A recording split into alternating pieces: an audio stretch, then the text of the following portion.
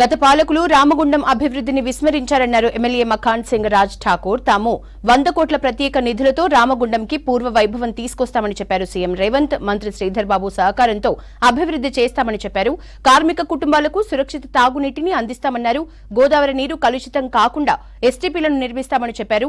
నియోజకవర్గంలో నిరుద్యోగులకు ఉద్యోగ ఉపాధి అవకాశాలు కల్పించేందుకు నూతన పరిశ్రమలను ఏర్పాటు చేస్తామని చెప్పారు ఎమ్మెల్యే.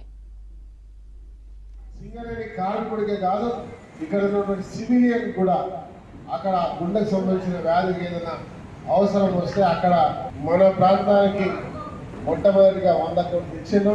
ఆ 100 కోట్లలో ఈరోజు రామగుండానికి కానీ టెండర్ చేసేటువంటి అవకాశం ఈరోజు గ్రౌండ్ అవ్వడానికి సిద్ధంగా ఉన్నాయనే విషయాన్ని మీ ద్వారా ఈ ప్రాంత ప్రజలందరికీ కూడా గర్వంగా తెలియజేస్తా ఉన్నాం.